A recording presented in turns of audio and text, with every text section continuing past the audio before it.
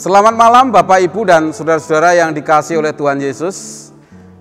Salam sehat, semoga semuanya di dalam pemeliharaan dan perlindungan Tuhan senantiasa.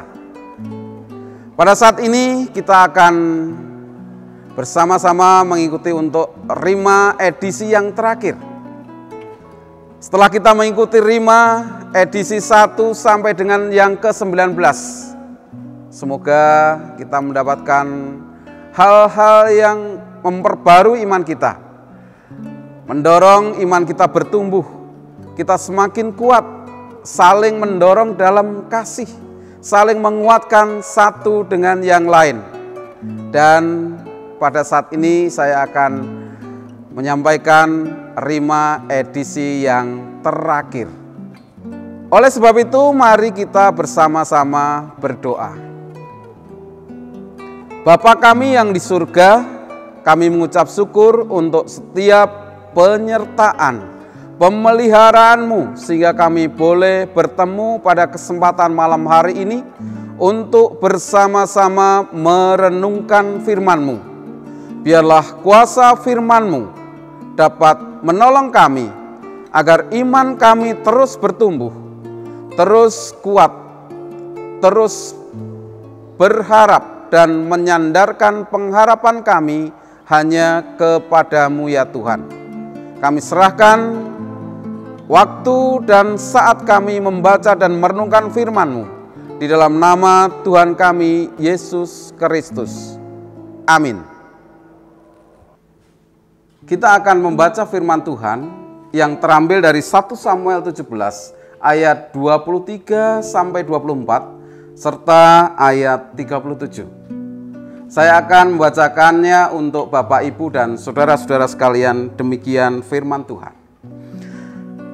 Sedang Daud, berbicara dengan mereka, tampillah maju pendekar itu, namanya Goliat, orang Filistin dari Gat, dari barisan orang Filistin.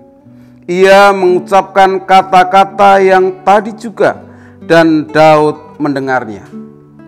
Ketika semua orang Israel melihat orang itu, larilah mereka daripadanya dengan sangat ketakutan.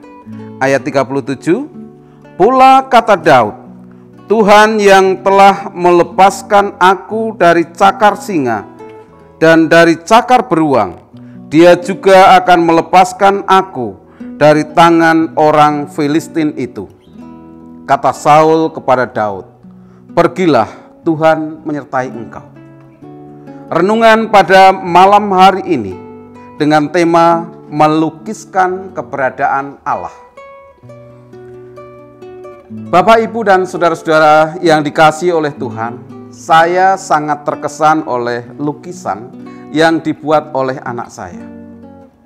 Karena saya terkesan, maka lukisan ini saya simpan dengan sangat baik. Ini dibuat beberapa tahun yang lalu. Seorang pelukis akan dengan mudah menggambarkan objek lukisannya. Begitu indah, begitu mempesona. Dan itu bukan hal yang sulit bagi seorang pelukis. Bagi yang tidak suka melukis, itu akan menjadi hal yang sangat sulit. Bagaimana kalau kita disuruh menggambarkan, melukiskan keberadaan Allah? Kira-kira bagaimana ya kalau kita melukiskan keberadaan Allah di dalam benak kita? Mari kita lihat 1 Samuel 17 ayat 24. Ketika semua orang Israel melihat orang itu, larilah mereka daripadanya dengan sangat ketakutan. Musuh orang Israel adalah Goliat.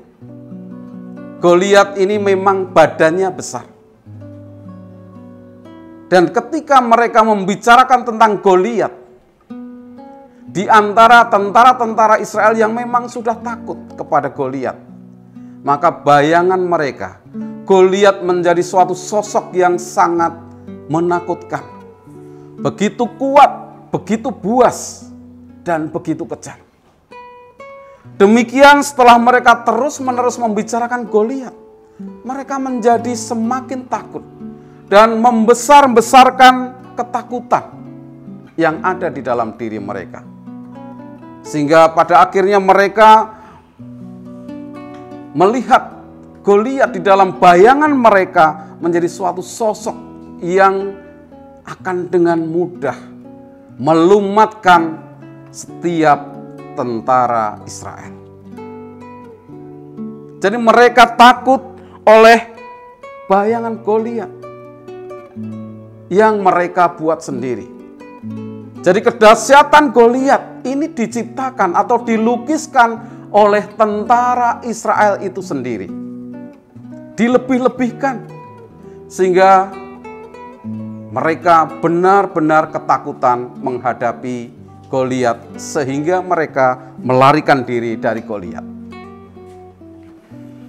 Pada saat orang melukiskan bayangan ketakutan, pada dasarnya di dalam benak mereka sekaligus melukiskan keberadaan Allah di dalam benaknya. Semakin kecil bayangan ketakutannya, maka Allah dilukiskan semakin besar keberadaannya. Sebagaimana kekuasaan Allah yang luar biasa. Tetapi ketika bayangan ketakutannya semakin besar, maka di sana keberadaan Allah semakin tidak ada tempat.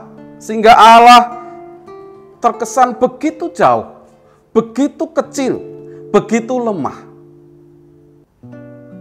Bahkan tidak ada bayangan kalau Allah ada. Sehingga kalau ketakutan kita menjadi semakin besar, maka porsi Allah di dalam benak kita menjadi semakin kecil dan keberadaannya semakin terlihat tidak ada. Mari kita belajar bagaimana Daud melukiskan keberadaan Allah. 1 Samuel 17 ayat 37. Kita akan membaca dari sana. Demikian kata Daud. Pula kata Daud, Tuhan yang telah melepaskan aku dari cakar singa dan dari cakar beruang, Dia juga akan melepaskan aku dari tangan orang Filistin itu. Kata Saul kepada Daud, pergilah, Tuhan menyertai engkau. Bapak, Ibu, dan saudara-saudara yang dikasihi oleh Tuhan, kehidupan Daud sebagai gembala tidak terlepas dari ancaman, bahkan ancaman kematian. Cakar singa dan cakar beruang itu ancaman yang menghadirkan ketakutan. Tetapi Daud tidak membesar-besarkan ketakutannya. Daud menggambarkan Allah sebagai pribadi yang senantiasa siap memberikan pertolongan di saat menghadapi ancaman. Ketika menghadapi Goliat, Daud melukiskan ancaman Goliat adalah sama seperti ancaman singa, ancaman beruang, tidak lebih dari itu. Sehingga Allah di dalam benak Daud tetap terlukiskan sebagai pribadi yang siap menolong Daud. Tidak ada ketakutan di dalam Daud yang dilebih-lebihkan. Memang Daud takut, tetapi tidak dilebih-lebihkan. Mungkin saat ini kita sedang mengalami ketakutan, dalam kondisi terancam. Janganlah kita bersikap seperti tentara-tentara Israel yang melebih-lebihkan ketakutan. Tetapi marilah kita bersikap sebagaimana Daud. Dia memandang ketakutan sebagaimana porsinya, dan tetap meletakkan Allah, melukiskan Allah sebagaimana Allah yang dia yakini siap memberikan pertolongan. Semoga apa yang kita dengar pada malam hari ini menguatkan kita di saat kita di dalam ketakutan, menopang kita, memberikan kekuatan kepada kita untuk terus maju dan berani menghadapi setiap tantangan hidup ini. Amin. Mari kita berdoa. Bapa kami yang di surga, kami mengucap syukur untuk firman Tuhan yang boleh kami pelajari dan renungkan bersama-sama. Biarlah Engkau menolong kami agar kami tidak membesar-besarkan ketakutan, agar kami terus berpaut hanya kepada Tuhan, dan biarlah Engkau tetap menjadi penolong kami, karena Engkau siap selalu untuk memberikan pertolongan kepada kami. Biarlah Roh Kudus-Mu Tuhan yang akan menolong kami, memberikan kami keberanian untuk menghadapi setiap tantangan di dalam kehidupan kami. Di dalam nama Tuhan Yesus, Juru Selamat kami berdoa dan bersyukur. Amin.